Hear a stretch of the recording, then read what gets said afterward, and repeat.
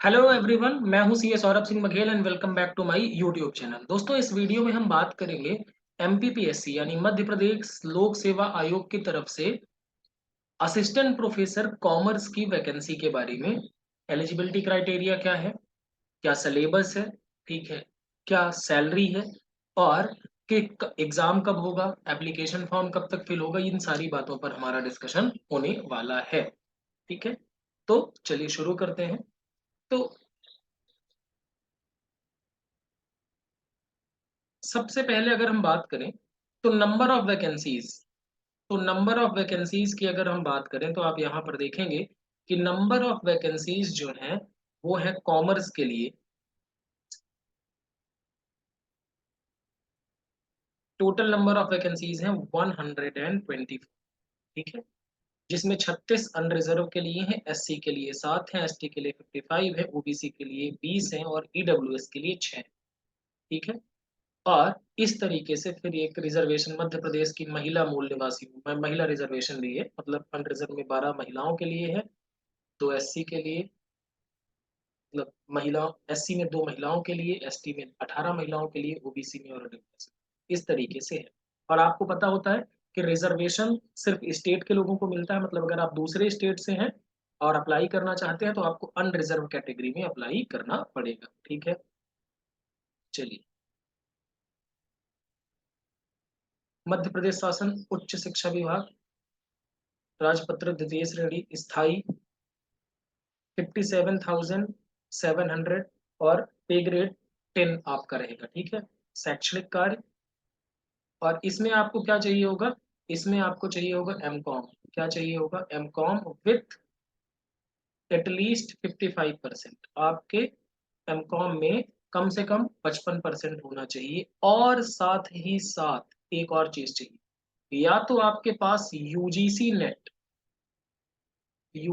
Net आपने qualify किया हो, या फिर एमपी में एमपी का जो एग्जाम होता है स्टेट एलिजिबिलिटी टेस्ट, ठीक है, जो कि होने वाला है जून में। ठीक है, एग्जाम फॉर्म वगैरह फिल हो चुके हैं, जून में होने वाला है पेपर। तो या तो आपने यूजीसी नेट क्लियर किया हो, या फिर एमपीएसईटी आपने क्लियर किया हो। अदर स्टेट से अगर आपने, जैसे मान लीजिए आप बिहार से और बिहार स्टेट एलिजिबिलिटी किया है, तो फिर आप एलिजिबल नहीं होंगे, ध्यान रखिएगा। या तो यूजीसी नेट होना चाहिए, या फिर एमपी में से आपने एसईटी एग्जाम यानी स्टेट एलिजिबिलिटी टेस्ट क्या किया होना चाहिए, क्लियर किया होना चाहिए, तो ही आपकी एलिजिबिलिटी आएगी। ठीक है, तो ये बेसिक एलिजिबिलिटी क्या हो गई, बीकॉम चाहिए, साथ ही साथ आपको, सॉरी, एमकॉम चाहिए विद 55%, और उसके अलावा आपको यूजीसी नेट या एमपीएसईटी क्लियर किया होना चाहिए। ठीक है, ये बातें हो गई हमारी। दूसरा, फिर अब बात कर लेते हैं कि एग्जाम कब तक होने की संभावना है। तो चलो सबसे पहले तो बात कर लो एग्जाम फॉर्म कब तक फिल होगा। तो एग्जाम फॉर्म की अगर आप बात करें तो एग्जाम फॉर्म फिल होना शुरू है। ठीक है, एग्जाम फॉर्म फिल होना, आप अगर यहाँ देखेंगे तो एमपीपीएससी की साइट पर आप जाएंगे, ठीक है, तो वहां पर आप देखेंगे ये सहायक प्राध्यापक वाणिज्य परीक्षा 2022, ठीक है, 15 फरवरी 2023 से, और एंड डेट कब है, 31 जुलाई 2023 दोपहर 12 बजे तक। ठीक है, तो आप अगर एलिजिबल होते हैं तो आप इसका फॉर्म फिल कर सकते हैं। तो अभी डेट है काफी, ठीक है, इन्होंने बहुत पहले, मतलब पिछले पहले ये एग्जाम मार्च वगैरह में होना था, लेकिन क्योंकि एसईटी हो नहीं पाया था तो इस वजह से ये एग्जाम की एंड डेट जो है वो जुलाई 31 2023 है एग्जाम फॉर्म फिल करने की। अगर आप एलिजिबल हैं, आपके पास एमकॉम है 55% से, और साथ ही साथ आपके पास नेट है, या फिर एमपी का एसईटी है, तो फिर आप क्या कर सकते हैं, इसमें अभी अप्लाई करके अपनी तैयारी को शुरू कर सकते हैं। अब आते हैं जरा सिलेबस की बात कर ले, अच्छा एग्जाम कब होगा ये भी डिस्कस कर लेते हैं, फिर सिलेबस एक साथ डिस्कस करें। तो ये एमपीपीएससी का कैलेंडर है, और यहाँ पर आप देखें तो सहायक प्राध्यापक परीक्षा, यहाँ पर असिस्टेंट प्रोफेसर एग्जाम 2022, ये सितंबर अक्टूबर 2023 के बीच में एक्सपेक्टेड है। यानी सितंबर अक्टूबर 2023 के बीच में आपका एग्जाम ये हो जाएगा। तो अगर आप अभी माने तो आपके पास मई, जून, जुलाई और अगस्त, ये 4 महीने का टाइम तो पक्के से है, और सितंबर में ये एग्जाम हो सकता है अगर आप सितंबर भी माने तो। ठीक है, तो ये बात होगी। अब आते हैं जरा सिलेबस के बारे में डिस्कस करते हैं। तो इसका सिलेबस भी इशू किया गया, और इसका सिलेबस अगर आप देखें तो आपको यूजीसी नेट से मिलता जुलता सिलेबस होगा, हालांकि उसमें थोड़ा अंतर है। ठीक है, कैसे? इन्होंने क्या किया कि परीक्षा में अंक योजना, बेसिकली इन्होंने दो पेपर कर दिए, पेपर 1 एंड पेपर 2। ठीक है, पेपर 1 जो होगा वो एमपी से जुड़ा हुआ होगा, एमपी रिलेटेड क्वेश्चंस होंगे, जैसे मध्य प्रदेश, राष्ट्रीय अंतरराष्ट्रीय स्तर का सामान्य ज्ञान, कंप्यूटर का आधारभूत ज्ञान। 50 प्रश्न होंगे और 200 नंबर का होगा। और इसके लिए टाइम कितना मिलेगा आपको? 1 घंटे का टाइम मिलेगा, यानी 50 क्वेश्चन, हर एक क्वेश्चन 4 नंबर का होगा। और द्वितीय प्रश्न पत्र जो होगा वो विषय संबंधित, यानी अगर आपका कॉमर्स है तो कॉमर्स रिलेटेड आपका ये एग्जाम होने वाला है। और इसमें 150 क्वेश्चंस होंगे और हर एक क्वेश्चन 4 नंबर का होगा। और इसमें आपको 3 घंटे का टाइम दिया जाएगा और 600 नंबर। तो टोटल आपका एग्जाम कितने नंबर का होगा? 800 नंबर का होगा। और फिर उसके बाद जो लोग एग्जाम में क्लियर करेंगे उनका इंटरव्यू होगा 100 नंबर का। और 900 नंबर में आपकी क्या बनेगी? फिर मेरिट बनेगी। ठीक है, पेपर 1 ऐसा नहीं कि सिर्फ क्वालिफाइंग है, इन दोनों को जोड़ करके मेरिट बनेगी। ठीक है, तो परीक्षा का आयोजन 2 सत्रों में होगा, पहले पेपर 1 होगा, फिर ब्रेक होगा, फिर आपका पेपर 2 होगा। ठीक है, इस तरीके से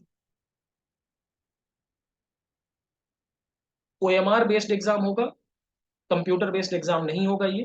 ठीक है, ध्यान रखिएगा। और मिनिमम ध्यान रखें आप, मिनिमम आपका 30% मार्क्स पाना कंपलसरी है। किसमें? आप अगर रिजर्व कैटेगरी में है, अगर आप अनरिजर्व कैटेगरी से हैं तो 40% नंबर लाने पड़ेंगे, मतलब 800। या फिर अगर आप बात करें 100, पहला पेपर आपका कितने का होगा? 200 का होगा। ठीक है, तो 200 में आपको 40% नंबर लाने जरूरी है, यानी 80 नंबर। और 600 में फिर आपको 240 नंबर, इतना नंबर लाना जरूरी है। ठीक है, ध्यान रखिएगा। और अगर आप रिजर्व कैटेगरी के हैं तो आपको 30% लाना। ठीक है, ये बात होगी।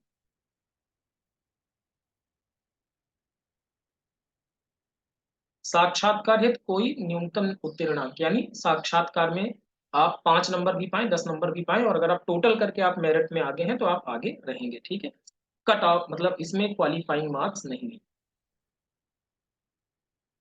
चलिए, ये बाकी चीजें लिखी हैं कि आप ऑब्जेक्शन वगैरह अगर करना चाहें तो कर सकते। अब पे, पेपर 1 यानी जो कि एमपी रिलेटेड है उसका क्या सिलेबस है? तो सिलेबस इन्होंने डिटेल में दिया है। पहला, मध्य प्रदेश का इतिहास, संस्कृति एवं साहित्य, इसमें है मध्य प्रदेश के इतिहास के प्रमुख घटनाएं, प्रमुख राजवंश, स्वतंत्रता आंदोलन में मध्य प्रदेश का योगदान, कला संस्कृति, जनजातियां, बोलियां, लोक संगीत, प्रमुख साहित्यकार, पर्यटन स्थल। ठीक है, प्रमुख व्यक्तित्व, मध्य प्रदेश का भूगोल, वन पर्वत, नदियां, जलवायु, प्राकृतिक खनिज संसाधन, परंपरागत और गैर परंपरागत ऊर्जा संसाधन, ये सारी चीजें। उसके बाद राजनीति, राजनीतिक व्यवस्था, राज्यपाल, मंत्रिमंडल, विधानसभा, यानी ये आपका, आप पॉलिटी से ये पढ़ सकते हैं। ठीक है, उसके अलावा पंचायती राज, सामाजिक व्यवस्था, जनांकीय जनगणना, आर्थिक विकास, प्रमुख उद्योग, कृषि एवं कृषि आधारित उद्योग, मध्य प्रदेश राष्ट्रीय एवं अंतरराष्ट्रीय महत्वपूर्ण समसामयिक घटनाएं, यानी ये करंट अफेयर्स, एमपी से जुड़ा हुआ, देश से भी।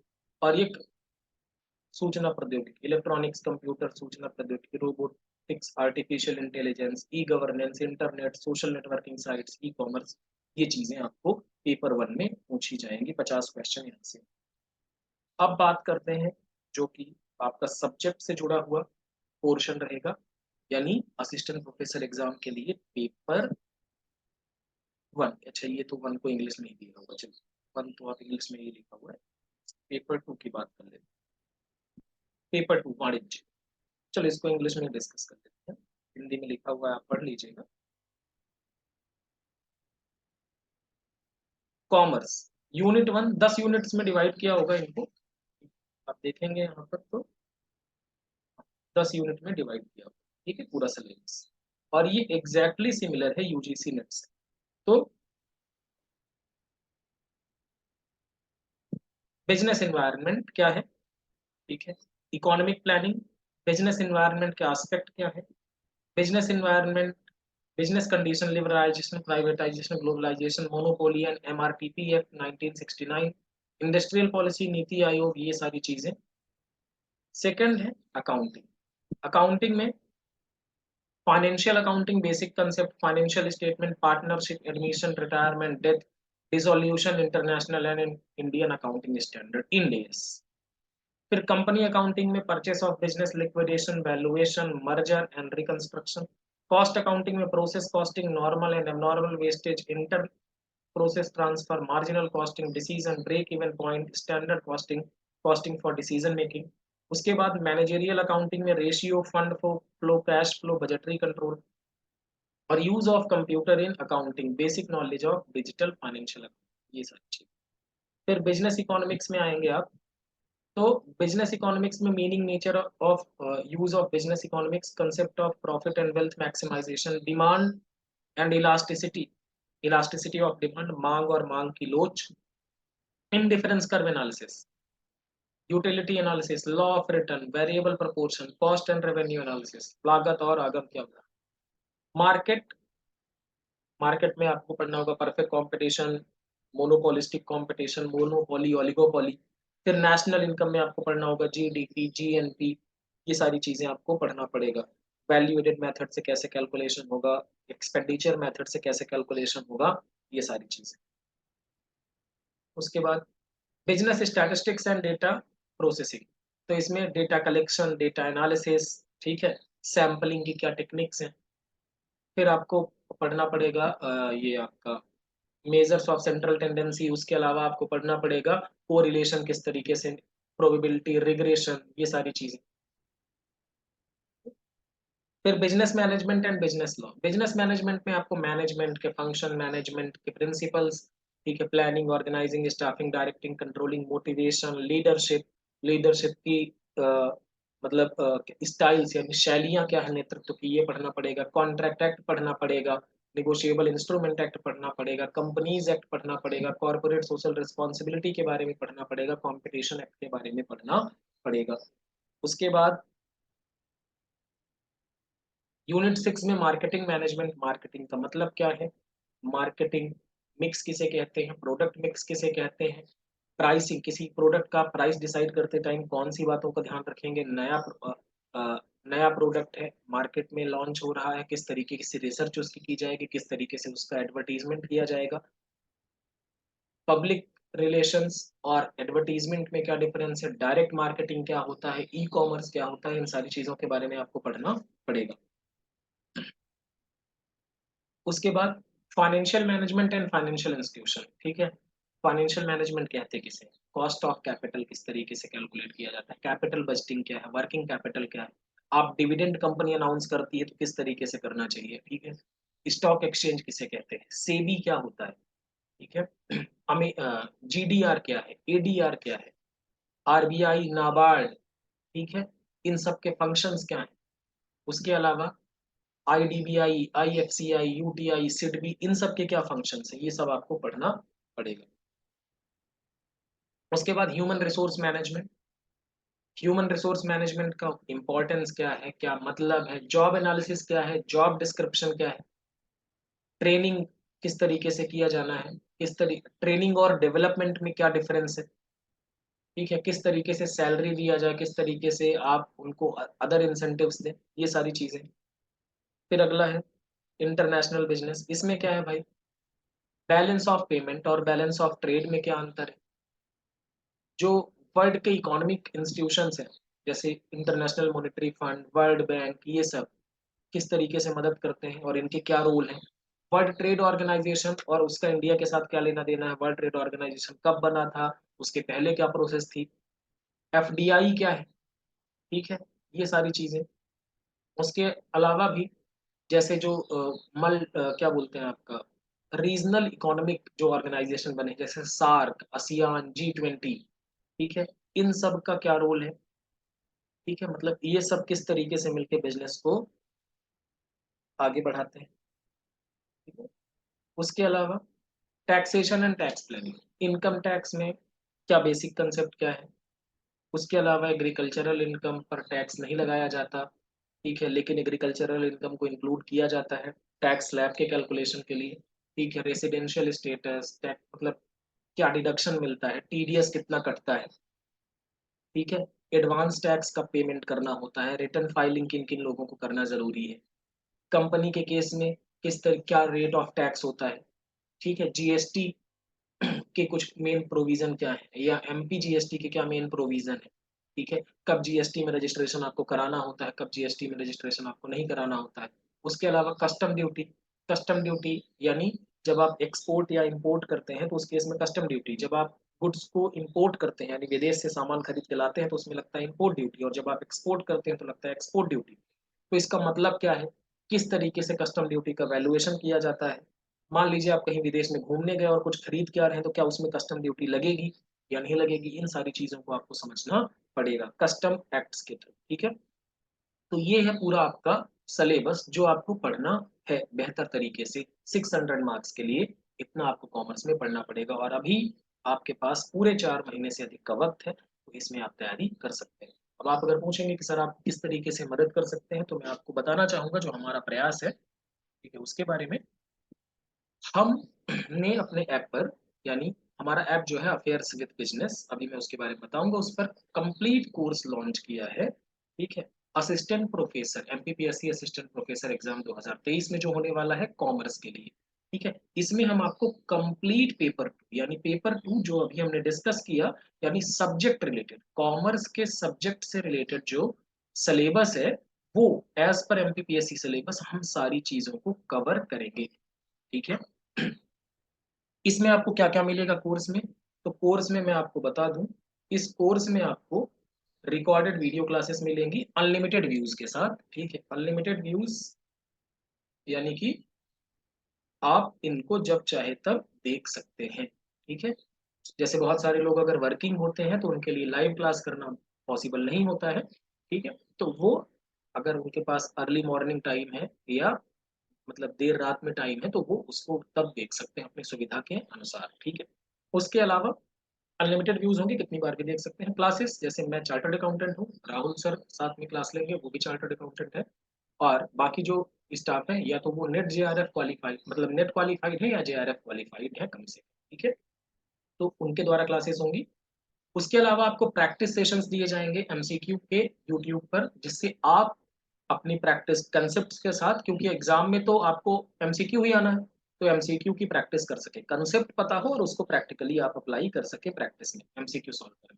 प्रिंटेबल पीडीएफ नोट्स हम देंगे आपको हिंदी और इंग्लिश दोनों लैंग्वेजेस में, जिससे आप उसको डाउनलोड करके प्रिंट करा सकते हैं, जिससे आपको पढ़ने में आसानी रहे। मोबाइल या लैपटॉप में पढ़ने में आसानी नहीं होती है जनरली, ठीक है, लैपटॉप में भी आपको एक्सेस मिल जाएगा, साइट के थ्रू आप देख सकते हैं। उसके अलावा प्रैक्टिस एमसीक्यूज भी मिलेंगे, मॉक टेस्ट एंड क्विजेस भी आपको प्रोवाइड कराए जाएंगे ताकि आप अपनी प्रिपरेशन को बेहतर कर सकें, ठीक है। तो ये सारा पैकेज आपको कोर्स में मिलेगा, और कोर्स लेने के लिए आप हमारा ऐप डाउनलोड कर सकते हैं अफेयर विद बिजनेस, ठीक है। वीडियो के डिस्क्रिप्शन पे भी लिंक मिल जाएगा ऐप का, और आप प्ले स्टोर पे सर्च भी कर सकते हैं अफेयर्स विद बिजनेस, ठीक है, वहां से आपको कोर्स मिल जाएगा। वहां पे आप सॉरी ऐप में डाउनलोड करके रजिस्टर करके आप स्टोर पर जा करके कोर्स को परचेस कर सकते हैं और अपनी तैयारी को शुरू कर सकते हैं, ठीक है। आपको जो एक तो आपको कोर्स अवेलेबल मिलेगा, ठीक है, जिसमें 80 टू 90% 80% चीजें आपको पहले से ही कंप्लीट फॉर्म में मिलेंगी, जो बची हुई 20% चीजें हैं उनको आपको 1 से 1.5 महीने के अंदर कंप्लीट कर दिया जाएगा, यानी कि किसी भी कीमत पर आपका ये कंप्लीट जो कोर्स है ये जून लास्ट वीक तक पूरी तरीके से कंप्लीट हो जाएगा। तो आपके पास जुलाई और अगस्त का एक टाइम रहेगा 2 महीने का, जिसमें आप सिर्फ और सिर्फ रिवीजन कर सकते हैं और अपने तैयारी को पुख्ता बना सकते हैं। तो अगर आप बेहतर तरीके से अपनी तैयारी को आप करना चाहते हैं तो आप हमारे कोर्स में जरूर इनरोल कराएं। डेमो के लिए आप हमारे बहुत सारे वीडियोस हैं यूट्यूब चैनल पर अफेयर्स विद बिजनेस, वहां पर आप जाके देख सकते हैं, ठीक है। Thank you so much everyone, bye bye.